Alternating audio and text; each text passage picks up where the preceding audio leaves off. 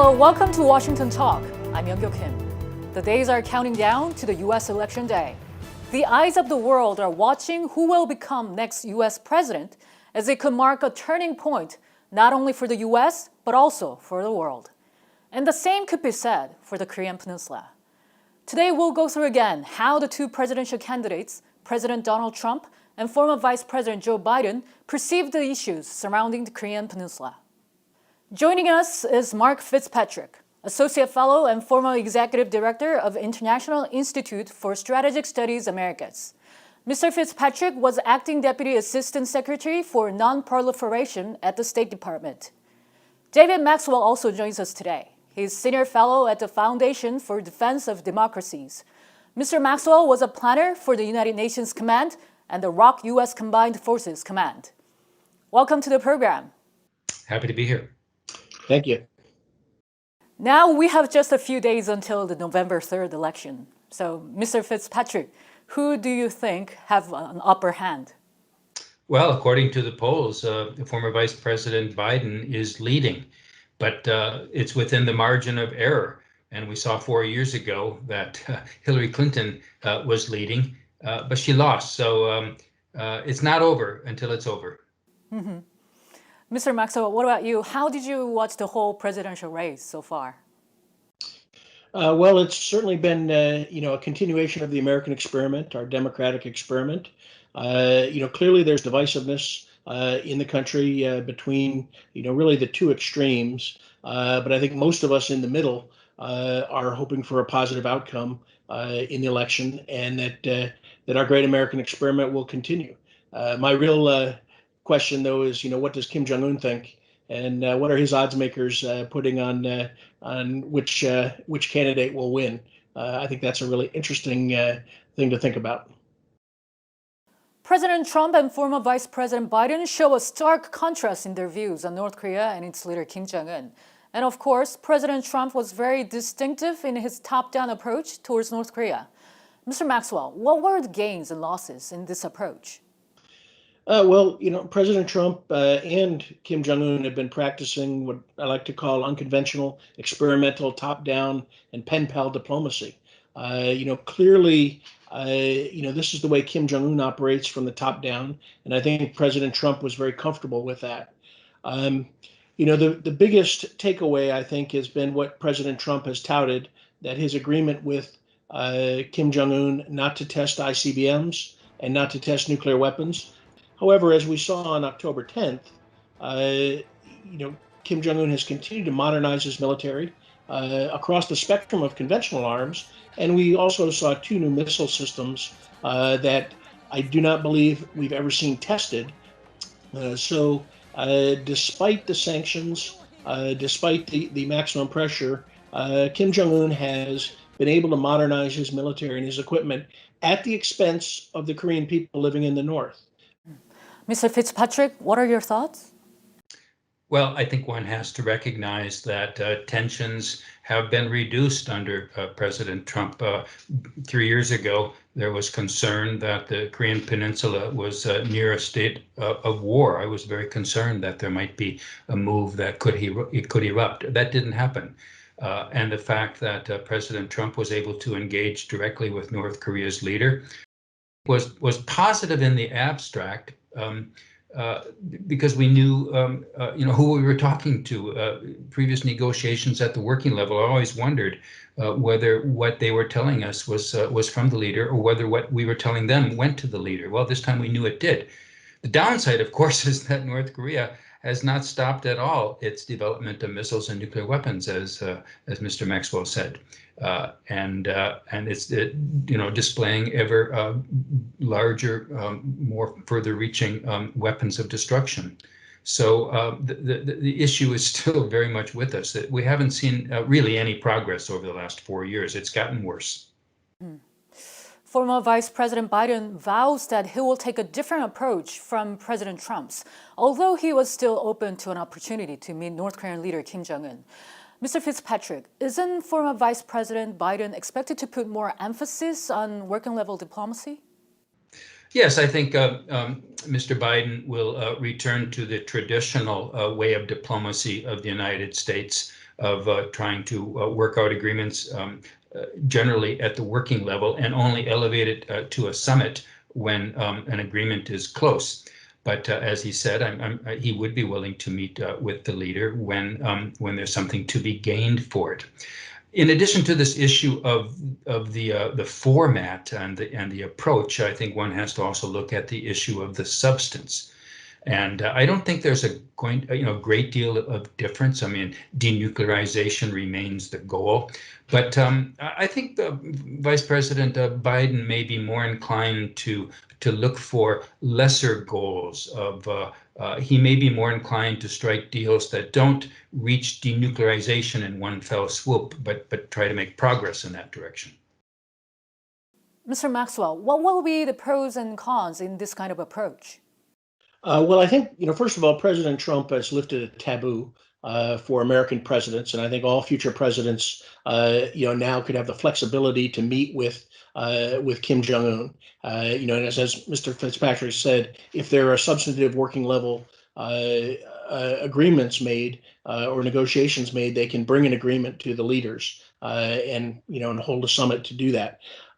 However, the working level talks has been something that the Trump administration has pushed for the last 2 years. It is Kim Jong-un that has prevented those working level talks. He is the one who is afraid of negotiations.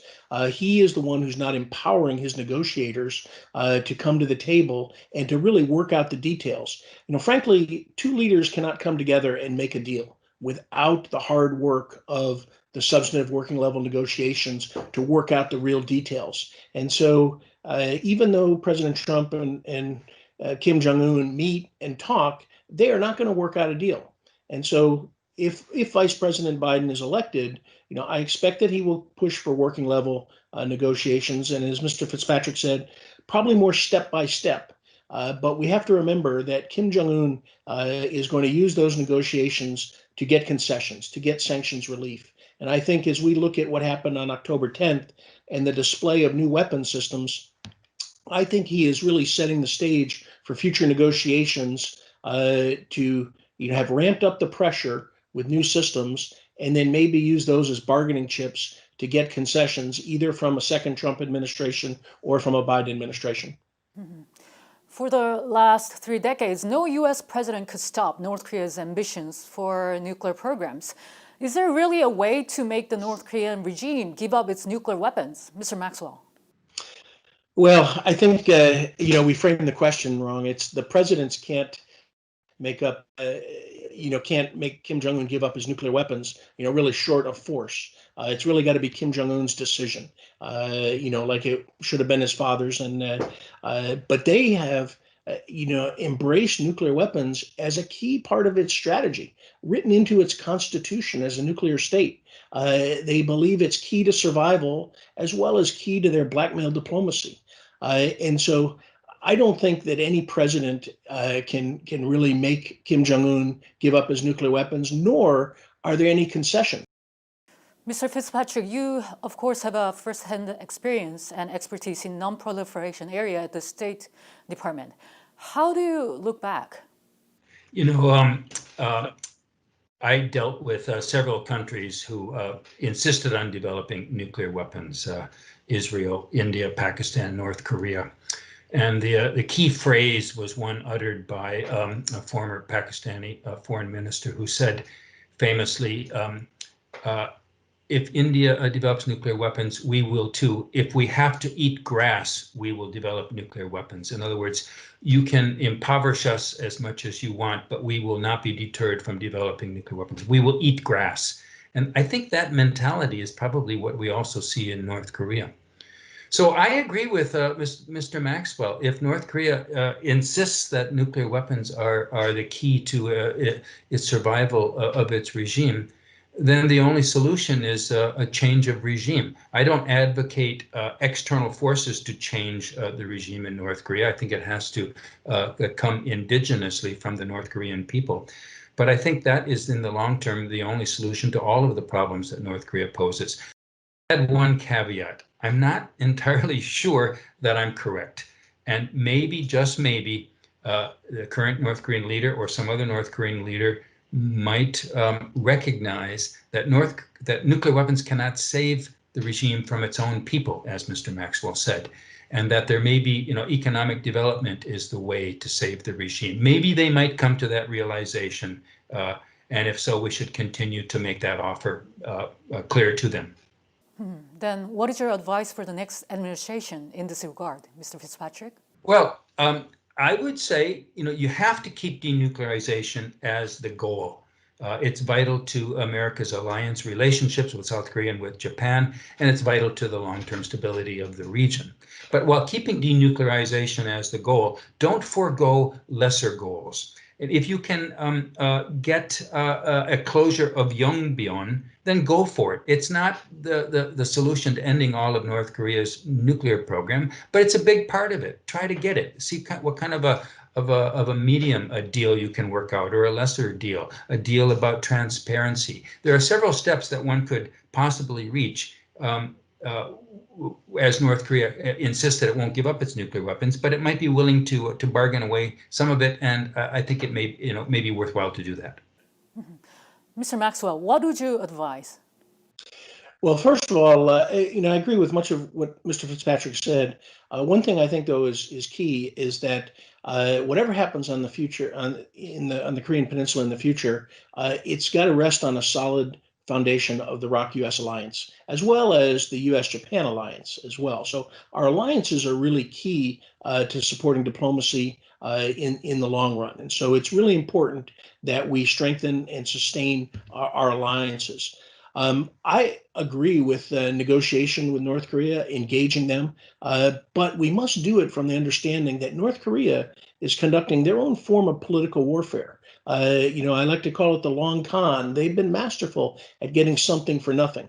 And so when we make agreements, we really need to understand how North Korea is trying to exploit that. And of course, their first and foremost primary concern is getting sanctions relief. And so we have to be very careful about making an agreement that would include sanctions relief and in return for, some step, maybe Yongbyon. When dealing with North Korea, human rights issues are often put on the back burner. The Trump administration has become rather cautious about raising the issue with North Korea after President Trump started directly engaging with North Korean leader Kim Jong-un.